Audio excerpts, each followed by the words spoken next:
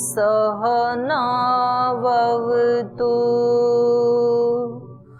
सहनौ भुनक्तु सह वीर्यं करवावहै तेजस्विनावधीतमस्तु मा विद्विषावहै। ॐ शान्ति शान्ति शान्तिः।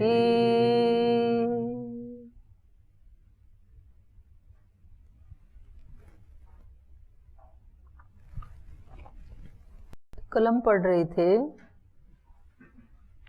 कि जिसको महान बनना है उसको अमावस्या की रात्रि में, घनघोर अंधकार की रात्रि में संकल्प लेना चाहिए, और पूर्णिमा की रात्रि में जब सब औषधियों में रस भरा है तो सब का रस निचोड़ करके उसका मंथ बना करके, मंथन करके उसमें मधु और दधी और घी की आहुति डालने के बाद जो चम्मच में घी लगा होता है वो घी, वो सब मिला करके और उसको हाथ में ले करके और संकल्प पूर्वक फिर 4 बार में उसको खा लेना चाहिए, उसका आचमन कर लेना चाहिए।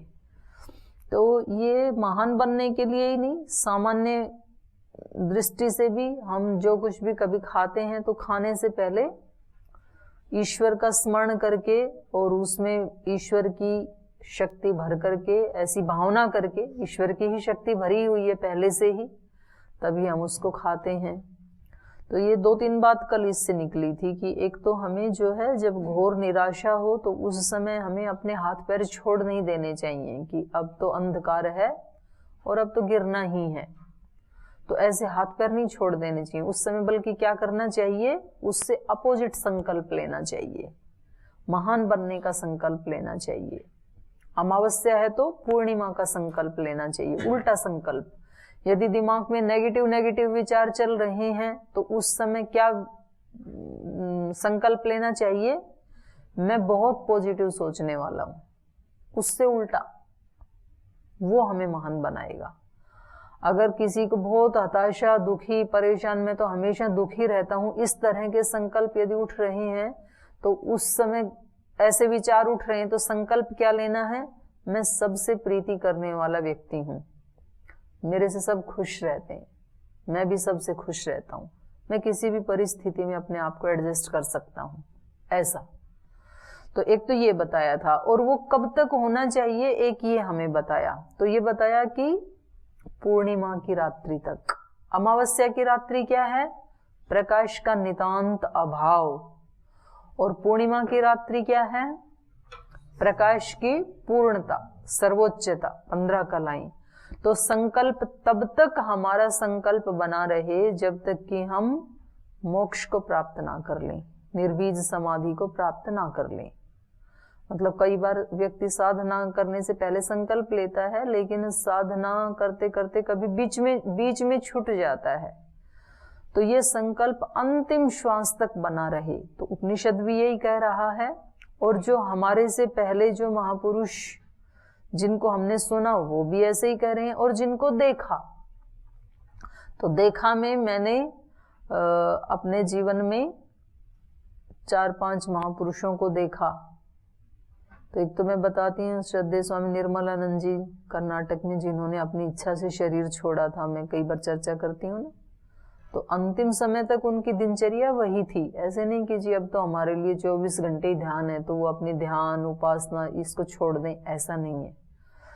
फिर दूसरा नूरगढ़ वाले स्वामी जी महाराज देखे थे, जो गुरुजी के भी गुरुजी थे, तो वो भी ये बोलते थे, उनकी वो लास्ट तक वो ही दिनचर्या, वो ही उनका व्यवहार। तो वो कहते थे कि हम कैसे हैं ये किस दिन पता लगेगा, जिस दिन हम संसार से चले जाएंगे। उनको लोग बोलते थे कि आपने तो अपना जीवन धन्य कर लिया, आप तो एक ऋषि हैं, आप तो एक महान आत्मा हैं। तो वो बस इतना ही उत्तर देते थे, भाई हम क्या हैं ये तो उस दिन पता लगेगा जिस दिन हम इस धरती से जाएंगे। तो क्या पता एक दिन पहले भी कोई प्रमाद हो जाए, दूसरे व्यक्ति देखे। तीसरे अपने डोमेट वाले स्वामी जी महाराज हैं, तो वो अभी भी माने 90 साल की आयु में भी अपनी दिनचर्या का वही पालन, सबके साथ जो भी उन्होंने अपनी बनाई है, सबके साथ सामूहिक ध्यान, अलग से ध्यान, आहार, अपने काम खुद करना। तो अभी तो उनको ये लग सकता है ना कि भाई अब तो जो पाना था पा लिया, तो अब तो कक्ष में बैठे या ध्यान कक्ष में जाएं, बराबर ही है। ऐसा नहीं करते वो। फिर ऐसे स्वामी जी महाराज को देखा योग का, अभी तो वो मतलब ना भी प्राणायाम एक दिन ना भी करें तो भी चलेगा, इतना उनमें बल है, लेकिन वो एक दिन भी मिस नहीं करते हैं। तो ये कब तक करना है, हम पूछते हैं ना, कभी किसी को बताते हैं तो बोलते कब तक करना पड़ेगा प्राणायाम। तो अच्छे कार्यों के लिए हम ऐसे पूछ लेते हैं जी, ये ध्यान कब तक करना पड़ेगा, उपासना कब तक करनी पड़ेगी, ये स्वाध्याय कब तक करना पड़ेगा। खाने के लिए कोई नहीं पूछता जी, रोटी कब तक खानी पड़ेगी, तय कर रखा है, जब तक जिएंगे खाते ही रहेंगे। दोनों टाइम खाते हैं, ये भी नहीं पूछते कि दोनों टाइम कब तक खानी पड़ेंगी। कभी ऐसा टाइम आ सकता है कि एक ही बार खाने से काम चल जाए, या 8 दिन में एक बार खा लें बहुत है। तो ये जो उपनिषद बता रहा है, ये भी बता रहा है कि ये संकल्प, अच्छे संकल्प, हमारे महान बनने के संकल्प कब तक बने रहें, जब तक हम उसके चरम उत्कर्ष को प्राप्त ना कर लें। अच्छे गुण जितने भी हैं, लोग पूछते हैं ना जिस कब तक सहन करें, उनको बताते हैं भी कोई बात नहीं, चीजें आती हैं, सहन कर लो, आने जाने वाली चीजें आती रहेंगी, ये तो कब तक प्रश्न होता है ना। तो कब तक सहन करना है, अंतिम श्वास तक, क्योंकि सहन करना क्या है, अच्छा गुण है। तो आज एक का है, कल किसी और की परिस्थिति आएगी, परसों कुछ और आएगी, रात और दिन तो चलते रहेंगे ना जब तक जीवन है। तो रात्रि को कब तक स्वीकार करें, दिन तो स्वीकार है सबको, रात्रि को कब तक स्वीकार करें, जब तक जीवन है, अंतिम श्वास तक, क्योंकि रात्रि और दिन दोनों साथ साथ आएंगे ही। तो इन्होंने ये एक संदेश दिया। तो इन्होंने कल ये बताया कि ये आहुतियां दे करके और फिर इसके 4 भाग करके उसका आचमन कर ले, और चौथा जो था तुरम भगस्य धीमहि, गति देने वाले तेज को मैं धारण करता हूं, ये मंत्र बोल करके फिर सर्वम पिबती, पूरे उस मंत्र को पी जाता है। निर्णिज्य कंशम चमसम वा पश्चाद अग्नेः संविशति चर्मणि वा स्थंडिले वा वाचम यमो अप्रसाहः स यदि स्त्रियं पश्येत समृद्धम कर्मेति विद्यात्।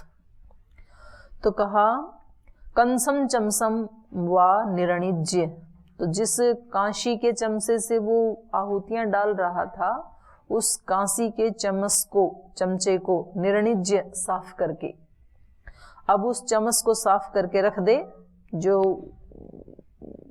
वो पी रहा था ना, उससे मतलब खा रहा था, जो 4 भाग में कांसी का ही पात्र है जिसमें मंत्र है, और कांसी के ही पात्र से वो डाल रहा था, श्रुआ भी कांसी का ही है।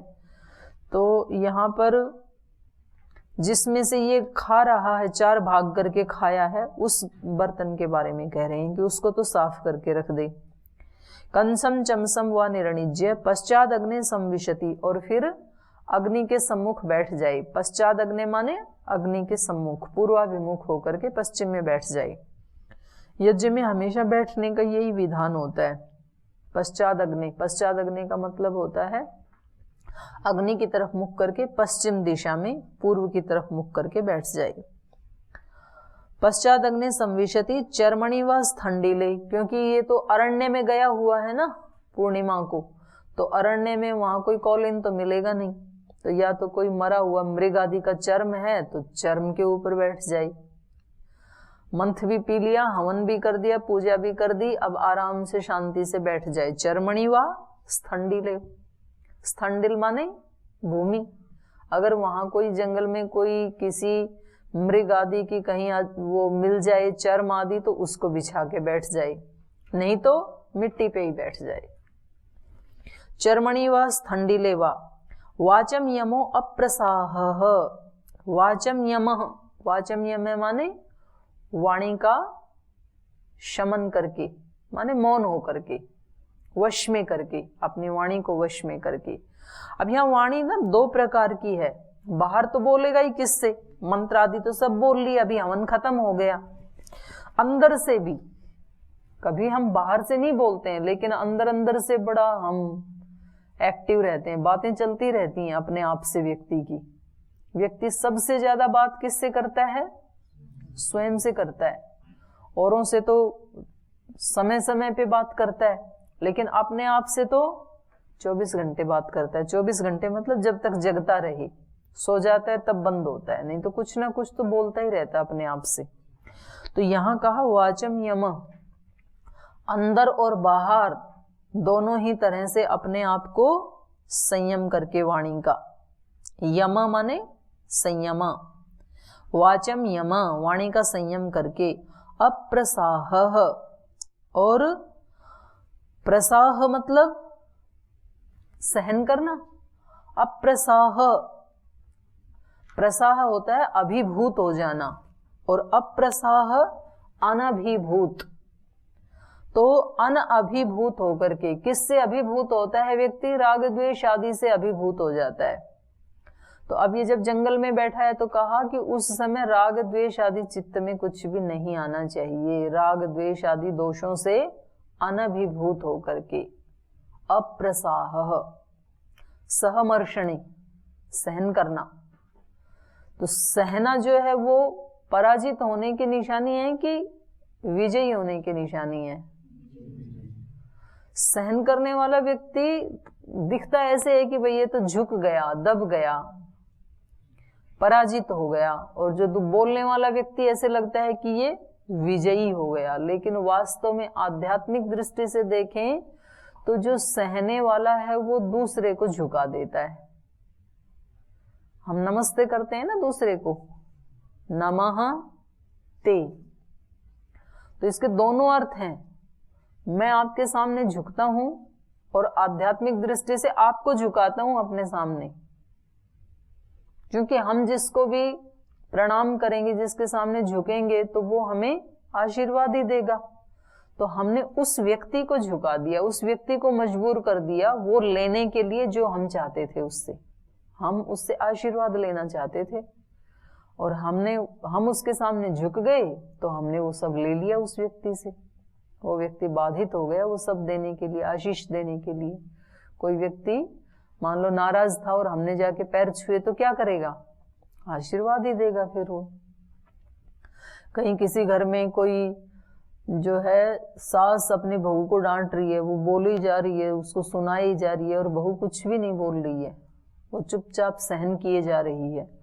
और फिर एक दिन ऐसे हुआ, फिर कई दिन ऐसे हुआ, कई महीनों हुआ, कई वर्षों हुआ ऐसे ही। तो आखिर में फिर क्या कहा? सास ने कहा कि ये तो पत्थर है, इसको कुछ भी कह लो, ये कुछ उल्टा जवाब देती ही नहीं है। तो वास्तव में बहू की विजय हुई कि सास की हुई? बहू की हुई, सास की नहीं हुई, बहू की हुई। बहू ने सास को ठीक कर दिया, वो तो पहले ही ठीक थी। और जिस समय वो बोलती है और वो सहन करती है, उस समय भी जो दूसरे सुनने वाले लोग हैं उनकी सिंपैथी किसके प्रति होगी? सुनने वाले के प्रति होगी। तो वो अपनी पॉजिटिव वाइब्रेशंस किसको भेज रहे हैं? सास को कि बहू को? बहू को भेज रहे हैं वो। तो वास्तव में तो वो विजयी हो रही है, लेकिन वो इतना संयम रखने के लिए भी तो बल चाहिए ना, नहीं तो व्यक्ति बोल देगा फिर उल्टा।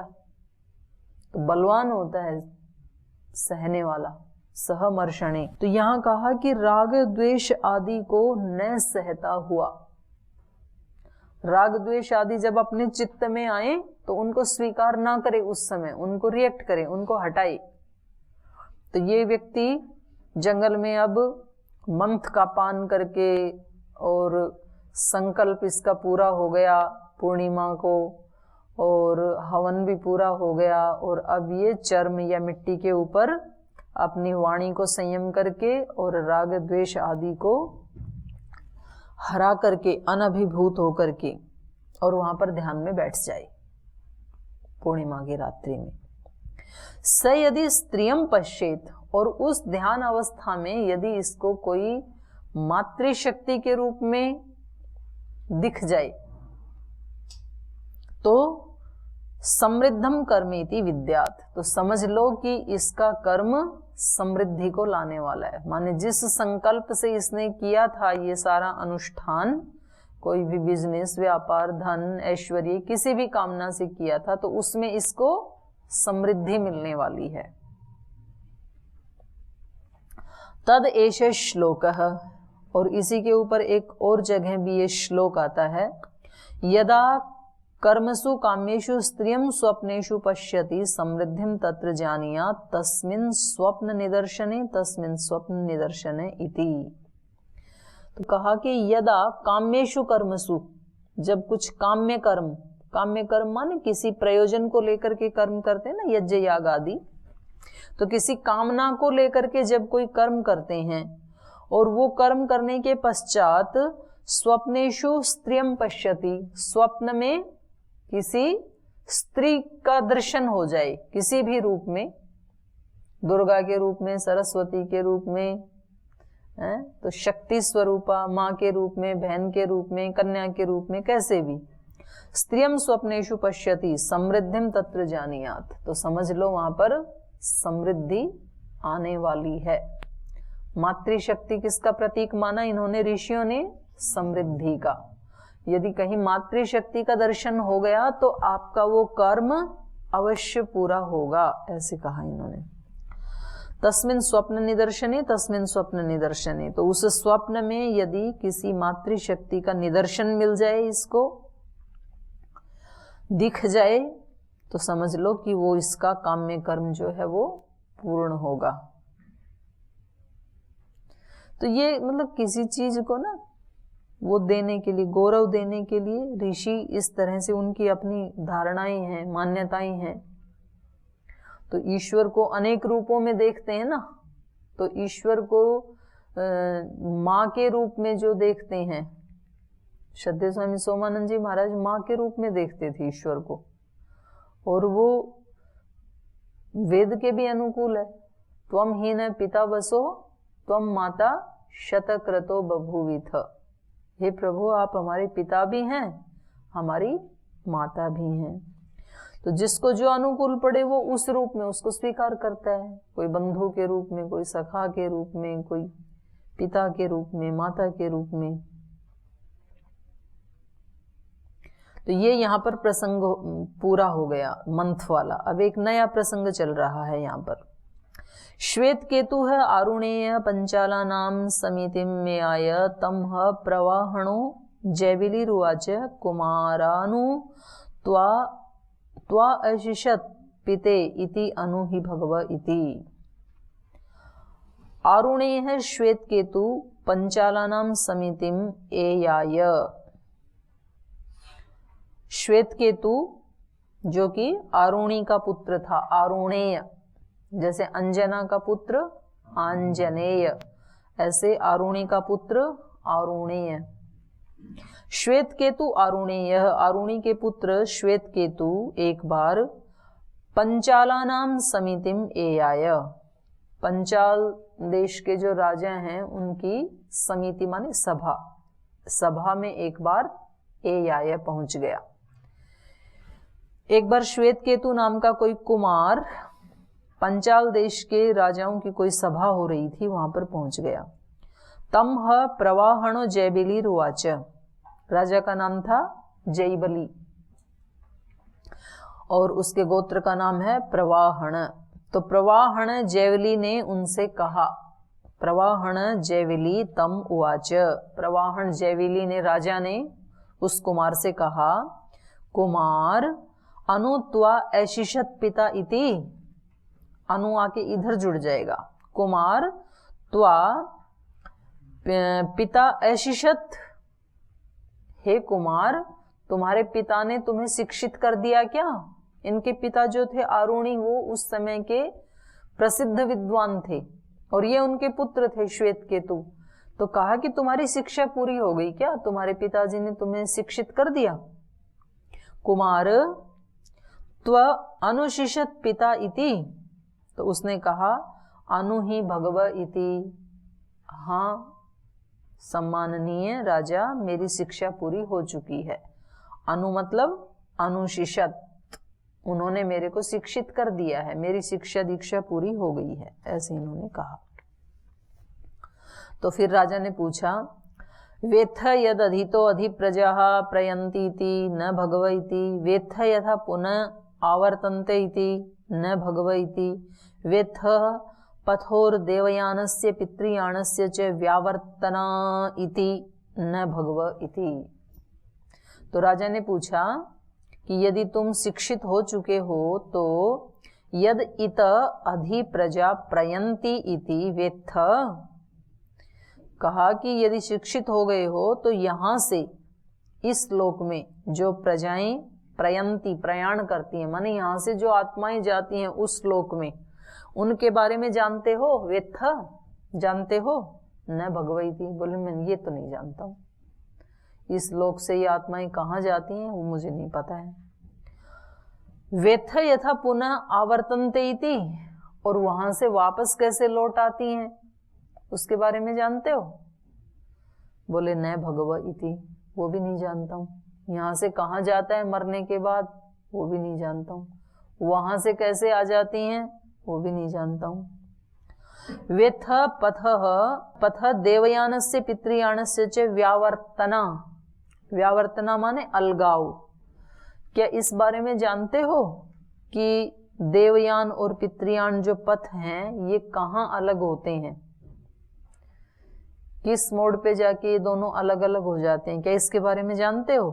न भगवती, ये भी नहीं जानता हूँ, माने देवयान पितृयान के बारे में भी नहीं जानता हूँ। वेत्थ यथा असौ लोको न संपूर्यते इति, यहाँ से इतने लोग मरते हैं फिर भी असौ लोकः, यह लोक माने जिसमें ये जाते हैं वह लोक न संपूर्यते, भर क्यों नहीं जाता है? इतने लोग मरते रहते हैं तो वो लोग भर क्यों नहीं जाता है? क्या इसके बारे में जानते हो? न भगवती, नहीं जानता हूँ। वेत्थ यथा पंचम्याम आहुतौ आपः पुरुषवचसो भवन्ति इति, क्या आप जानते हो कि पांचवी आहुति में जो जल है वो पुरुष की वाणी बोलने लगता है?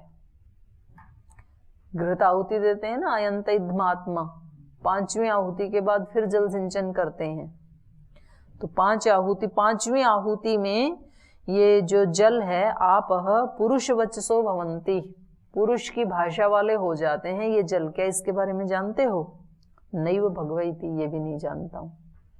तो मतलब उन्होंने 5 प्रश्न पूछे, पांचों ही नहीं जानता है। यहाँ से कहाँ जाते हैं मालूम नहीं, वहां से यहाँ कैसे आती हैं आत्माएं वो भी मालूम नहीं है। इतने लोग जाते हैं वो क्यों भर नहीं जाता है? बोले वो भी नहीं जानता हूँ। देवयान पितृयान के बारे में जानते हो? वो भी नहीं जानता हूँ। कैसे पांचवी आहुति में ये जल पुरुष की वाणी बनकर बोलने लगते हैं वो भी नहीं जानता हूँ। अथ अनु किम अनुशिष्टो अवोचथ, यो ही इमानि न विद्यात् कथं सो अनुशिष्टो ब्रुवीत इति। तो बोले फिर कैसे आपने कहा कि मैं तो शिक्षित हो गया, कुछ जानते ही नहीं हो, कुछ बताते तो हो ही नहीं। तो इससे ये पता लगता है कि उस समय इस अध्यात्म विद्या को जब तक ना जाने तब तक उसकी शिक्षा का गौरव नहीं था। तो क्या जाना आपने, जो जानने योग्य था उसको तो जाना ही नहीं, तो फिर क्या जाना। अथ अनु किम अनुशिष्ट अवोचथ, तो बोले फिर आपने कैसे कह दिया। कथम किम अनुशिष्ट, कैसे आपने कहा कि मैं शिक्षित हो चुका हूं। अवोचथ मतलब कैसे कहा आपने, कैसे आपने कहा कि मैं अपने पिता से शिक्षित हो चुका हूं। आप तो जो जानना चाहिए वो जानते नहीं हो। यो है इमानी न विद्यात, जो इन प्रश्नों का उत्तर नहीं जानता है। कथम सो अनुशिष्टो ब्रुवीता इति, तो वो अपने आप को शिक्षित कैसे कह सकता है। जो इन प्रश्नों के उत्तर को नहीं जानता है वो कैसे कह सकता है कि मैं शिक्षित हो चुका हूँ, स्नातक हो चुका हूँ, मेरी डिग्री पूरी हो गई है, वो कैसे कह सकता है। सह आयस्तः पितु अर्धम एयाय तम ह वाच अननुशिष्य वाव किल मां भगवन् अब्रवीत अनुत्वा अशिशम इति। हा अयस्तः सह आयस्तः। तो ये सुनकर के वो ब्रह्मचारी था, वो बड़ा दुखी हुआ बेचारा श्वेतकेतु, क्योंकि एक तरह से उसका अपमान हो गया ना कि कुछ भी जानता ही नहीं है, सभा के बीच में ऐसे कह दिया, फिर क्या तुम पढ़े हुए जो कुछ जानते नहीं हो। तो सह आयस्त, वो बहुत दुखी हुआ। पितुः अर्धम ए आया, तो अपने पिता के पास आया, फिर आरुणि के पास। तम हवाच, और अपने पिता से कहा, अननुशिष्य वाव किल माम भगवन्, अननुशिष्य, मेरे को पूरा शिक्षित किए बिना ही, आप तो बोले कि मैंने आपको शिक्षित कर दिया, लेकिन आपने पूरा शिक्षित नहीं किया मुझे। अननुशिष्य एव अननुशिष्य वाव किल मां भगवन्, हे भगवान आपने तो बिना मेरे को शिक्षित किए ही अब्रवीत, ऐसे कह दिया, अनुत्वा अशिशमिति, कि मैंने तेरे को शिक्षित कर दिया है। आपने मेरे को सब नहीं सिखाया, कुछ थोड़ा सिखा के ही कहा कि जाओ तुम्हारी शिक्षा पूरी हो गई है। ऐसे अपने पिता को आकर के उल्हाना दिया उसने, उपालंब दिया। तो पिता ने कहा कि क्या बात हो गई, ऐसे क्यों बोल रहे हैं आप। तो उन्होंने कहा, पंचमा राजन्य बंधु प्रश्नान अप्राक्षीत तेषां नैकंचन अशकम विवक्तुम इति। स होवाच यथा मात्वं तद एतद् अनवदो यथा अहम एषां नैकंचन वेद यद अहम इमान अवेदिष्यम कथम न ते न अवक्षम इति। तो उसने कहा, श्वेतकेतु ने कहा, पंचमा राजन्य बंधु प्रश्नान अप्राक्षीत, कि वो जो राजन्य बंधु था, गुस्से में कह रहा है। राजन्य बंधु मतलब, हाँ, वो राजा का बच्चा। जैसे किसी को निंदा में बोलना होता है तो बोलते हैं ब्रह्म बंधु। किसी विद्यार्थी को कुछ आता नहीं है ना, तो उसको क्या कहा जाता है, ब्रह्म बंधु। ब्रह्म बंधु मतलब ब्रह्म ही बंधु है उसका, उसके पास और कुछ नहीं है, बस वो तो ईश्वर के उस पे बैठा है, उसके पास है नहीं। ब्रह्म ही बंधु है जिसका, या जो ब्रह्म का बंधु है। ब्रह्म का मतलब जब ज्ञान करेंगे तो जो ज्ञानी लोग हैं उनका भाई बंध है, बस वो, उसके पास ज्ञान नहीं है। तो ऐसे ही यहाँ राजन्य बंधु, वो जो कुक्षत्रिय है, वो जो राजा का बच्चा है, ऐसे बोला। तो अपने पिता से कहने लगा, राजन्य बंधु मां पंच प्रश्नान अप्राक्षित, उस राजा के बच्चे ने मेरे से 5 प्रश्न पूछे। तेषाम नैकंचन अशकम विवक्तुम इति, और उनमें से एक का भी वर्णन नहीं कर पाया मैं, एक का भी उत्तर नहीं दे पाया। उसने 5 प्रश्न पूछे, मुझे एक का भी नहीं पता चला। स होवाच, पिता ने कहा, यथा मा त्वं तद एतान अवद यथा अहम एषाम नैकंचन वेद। उसने कहा कि जैसा तुमने मुझे इन प्रश्नों के बारे में बताया, यथा मां मुझको, त्वं तद एतान अवद, जैसे तुमने मुझे इन प्रश्नों के बारे में बताया कि उन्होंने मेरे से ये 5 प्रश्न पूछे, तो जैसे आपने मुझे इन प्रश्नों के बारे में बताया, यथा अहम एषाम नैकंचन वेद, तो जैसे आप इनका उत्तर नहीं दे पाए, इनका आंसर नहीं जानते थे, ऐसे मैं भी नहीं जानता हूं। तो कितनी बड़ी बात है ना। नहीं तो फिर वो झूठ मूठ भी कह सकते थे, अहंकार होता तो, कि चलो मैं देता हूं उनका उत्तर, ऐसे भी नहीं कहा, या उन्होंने ऐसे ही पूछ लिया, ये कोई प्रश्न है क्या, ऐसे भी नहीं कहा, या आपको तो कभी पढ़ाया था, आपको याद नहीं है, ऐसे भी नहीं कहा। तो ये जो बड़े लोग होते हैं, विद्वान होते हैं, उनमें ये एक अच्छी बात होती है कि वो मतलब जितना जानते हैं उसका तो अहंकार नहीं है, और नहीं जानते हैं तो फिर विनम्रता पूर्वक उसको स्वीकार कर लेते हैं, वे नहीं जानते हैं, क्योंकि ज्ञान तो अनंत है। तो कोई भी व्यक्ति ये तो कह ही नहीं सकता है ना कि मैं सर्वज्ञ हूँ, सब कुछ जानता हूँ। सर्वज्ञ तो ईश्वर ही है केवल।